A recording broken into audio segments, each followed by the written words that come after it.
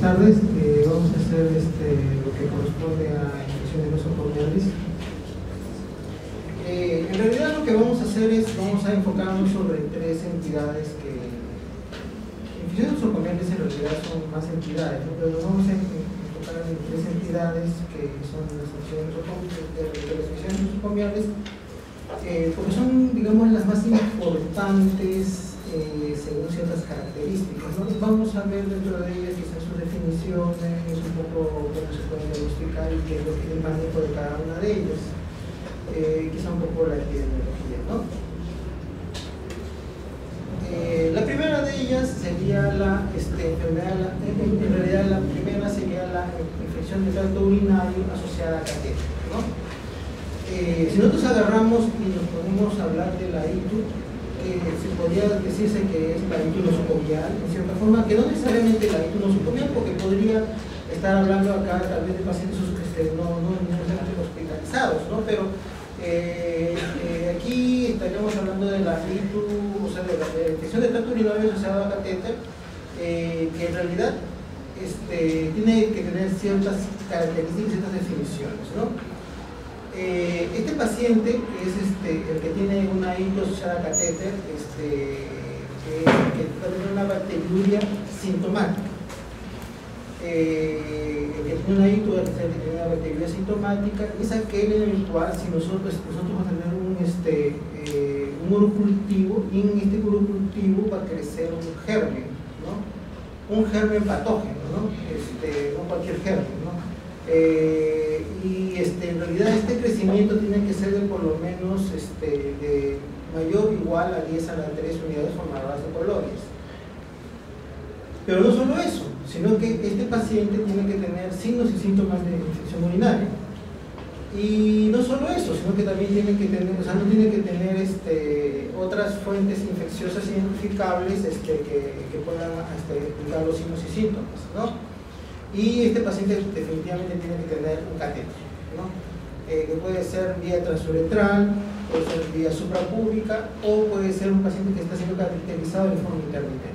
Cualquiera de estas características hace un paciente con una ITU asociada a catéter, ¿ok? Quedó más o menos clara la definición, ¿no? Ya. Después hay otra entidad que es la bacteriuria asintomática, ¿no? Que vamos a ver después. ¿Qué síntomas son compatibles con una ITU asociada a catéter, ¿no? Fiebre, el dolor suprapúbico o del ángulo postvertebral, y también síntomas sistémicos que no son a veces necesariamente muy explicables, como un estado mental alterado, hipotensión o digamos un síndrome de respuesta inflamatoria sistémica, ¿no? Lo que antes se conocía, uno de los componentes de la sepsis. La otra entidad, que es la bacteriuria asintomática, va a ser lo mismo, pero sin clínica, es decir, que no vamos a tener esos síntomas que les dije hace un rato, ¿no? Y en pacientes igualitos, que están cateterizados, ¿ok? ¿Quedó claro la definición? Creo, ¿no? Muy bien, entonces esto es digamos, una ITU asociada a catéter que nos va a preocupar en estos casos, ¿no? A veces podemos tener un paciente que ya se le quitó el catéter, ¿ya? Pero si en las 48 horas previas lo tenía, todavía se va a considerar como un paciente que tiene, digamos, esta categoría, ¿ok?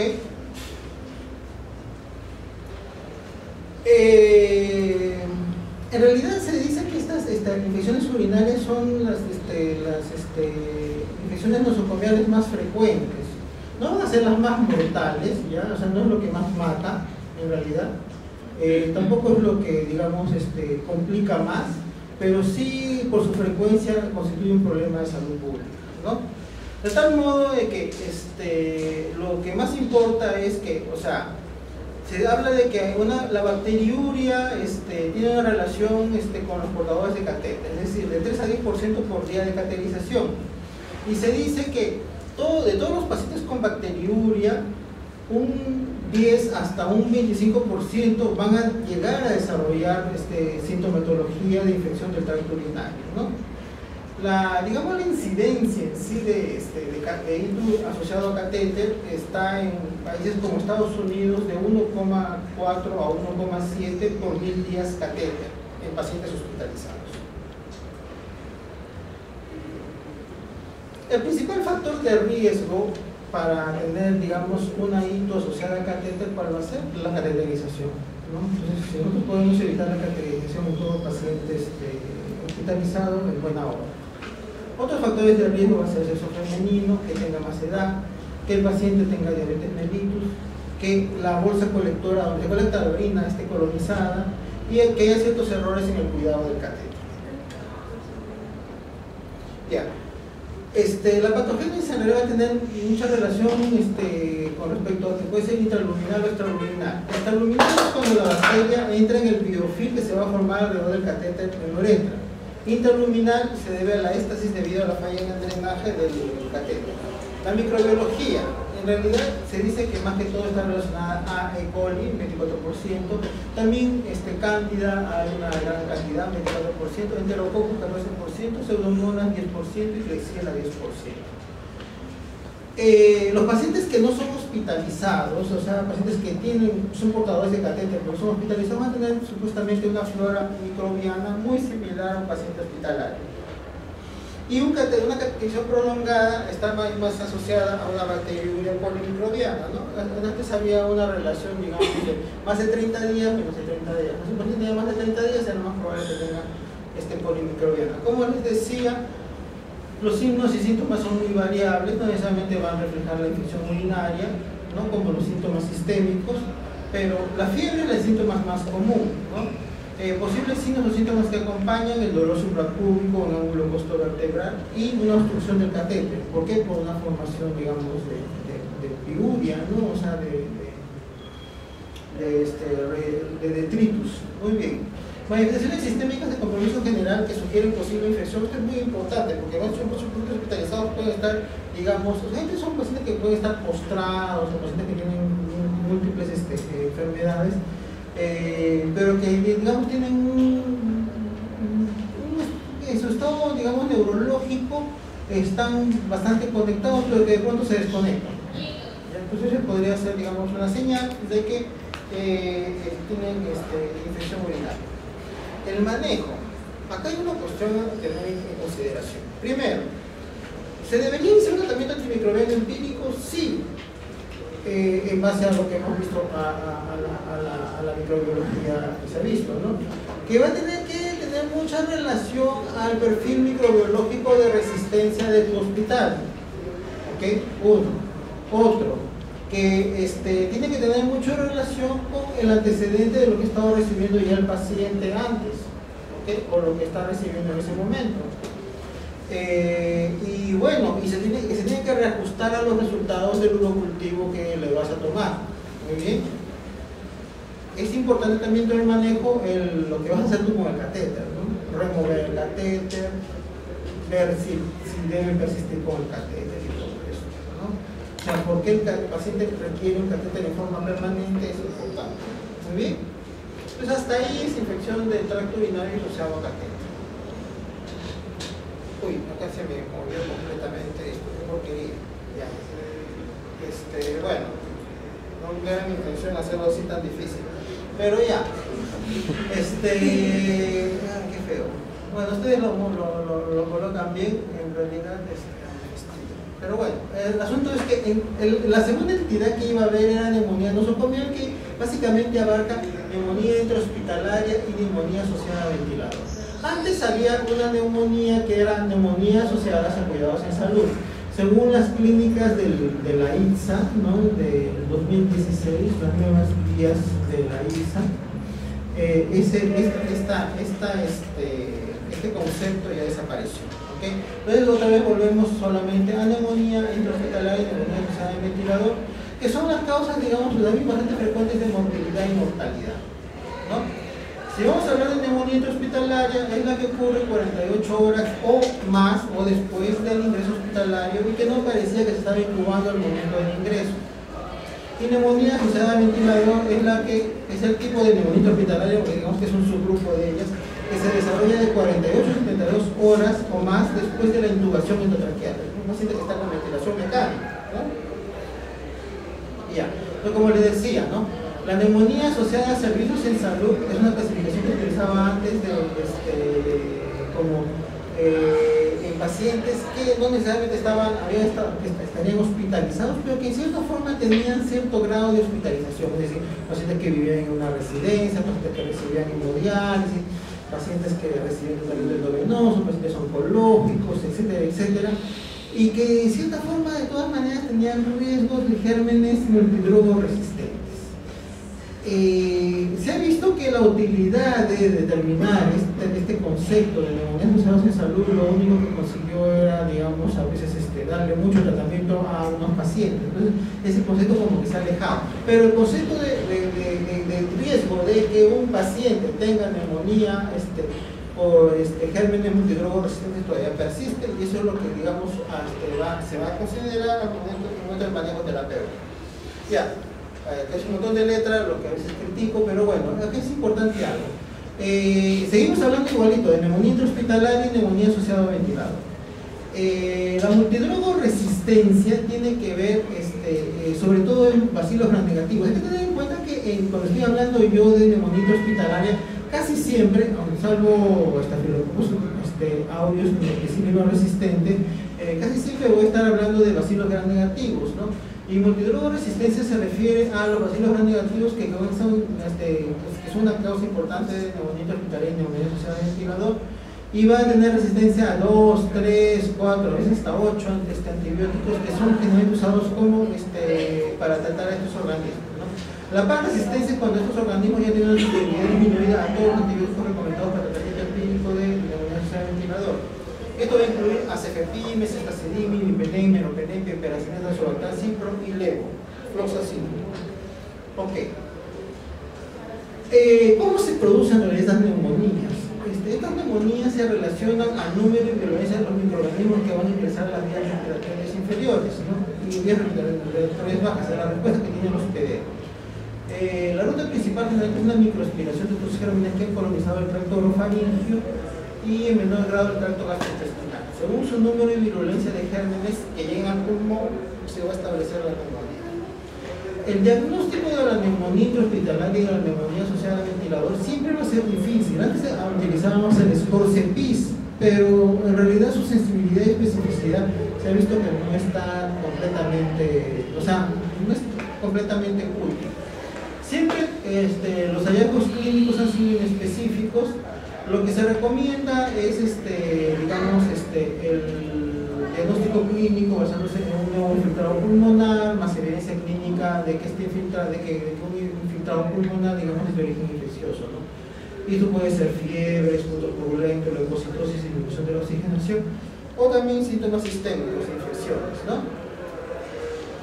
Y aquí nuevamente, ¿no? Para determinar la cobertura según riesgo de resistencia, hay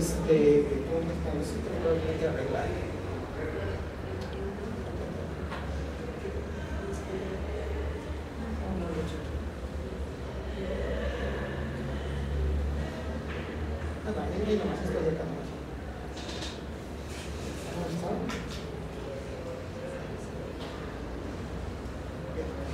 Tenemos que determinar la cobertura según riesgo de resistencia, ¿no? Hay factores de riesgo para patógenos multidrogo resistentes, como por ejemplo pseudomonas, otros bacilos negativos y Staphylococcus aureus que son resistentes.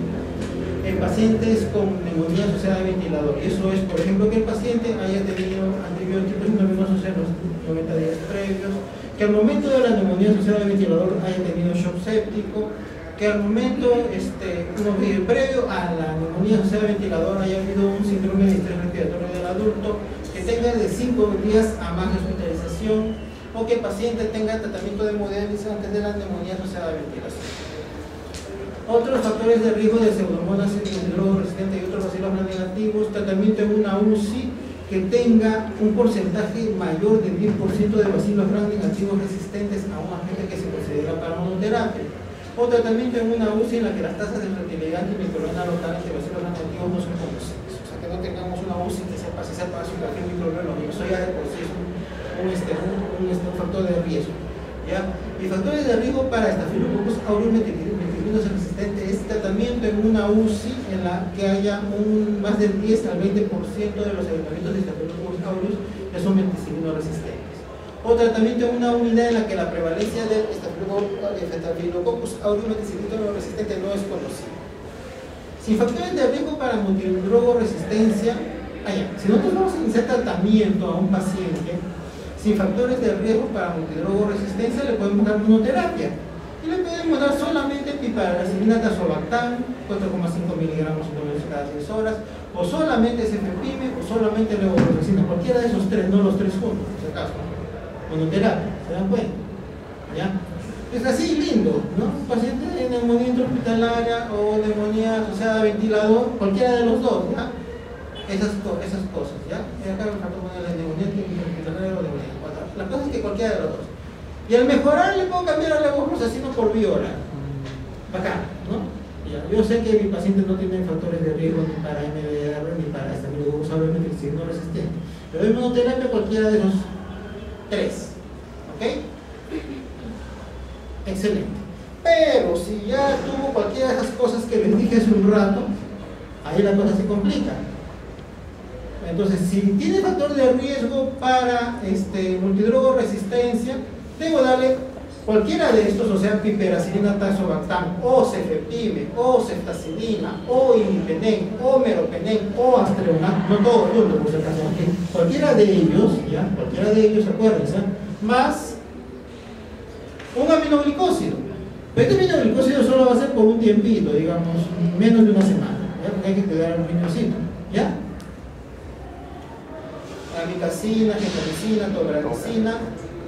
Y si tiene, digamos, factor de riesgo para Staphylococcus aureus meticilino resistente, le agrego linezolid o vancomicina o telavancina. ¿Ya? Si es un paciente, digamos, que tiene una falla renal en ese momento, quizás es preferible darle linezolid. Acá en general le damos vancomicina.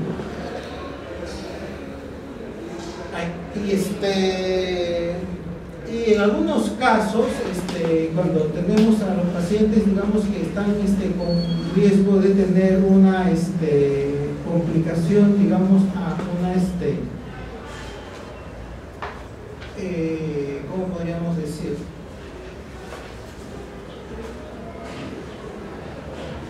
Claro, complicación a una multidrogoresistencia más compleja, podríamos tener una pseudomonas resistente.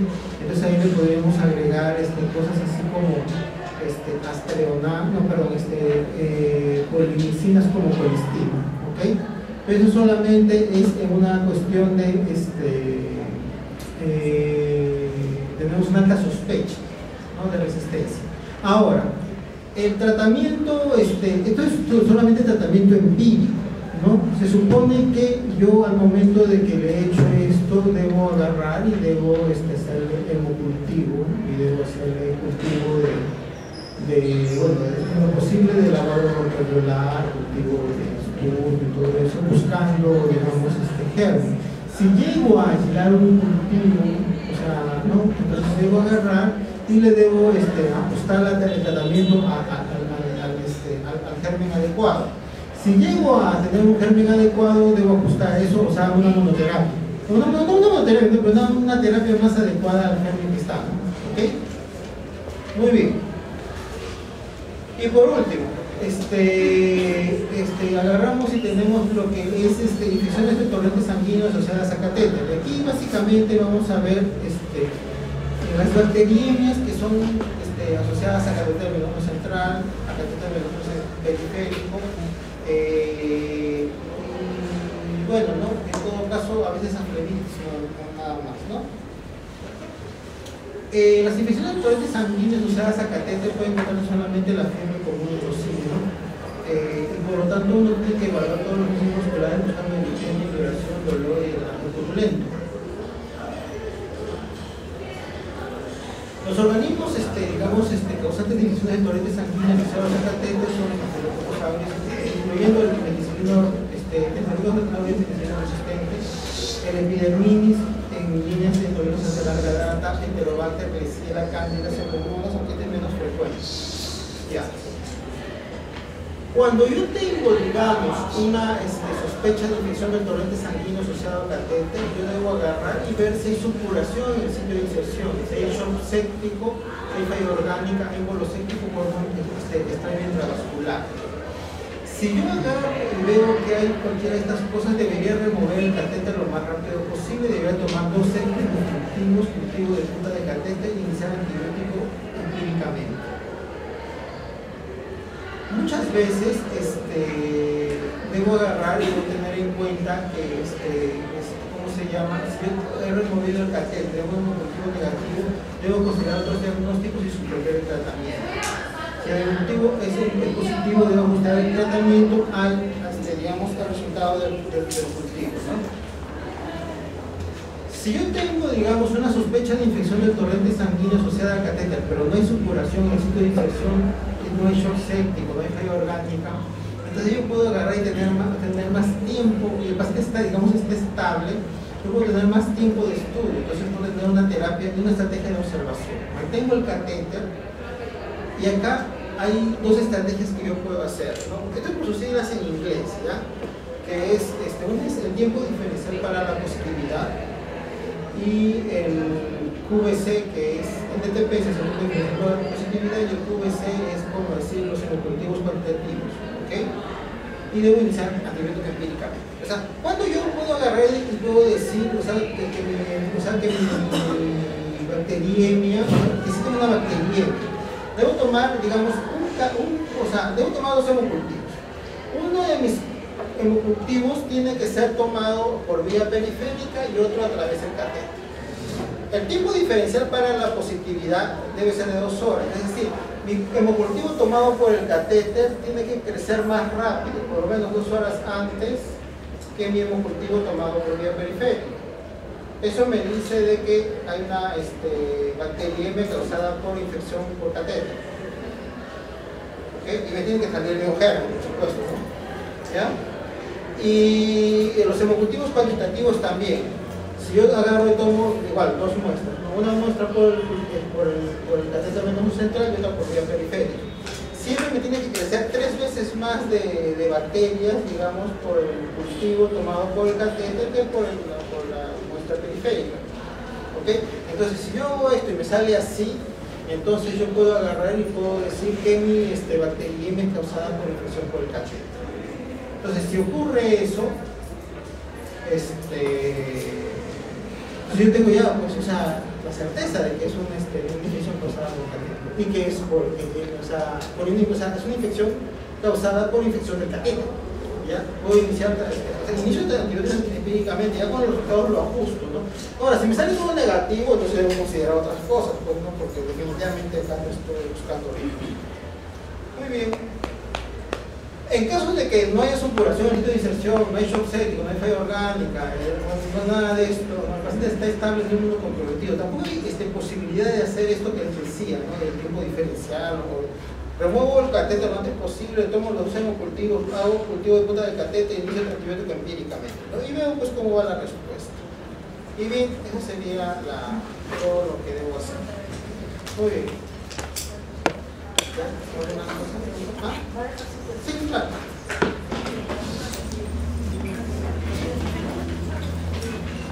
Ahí la dejé.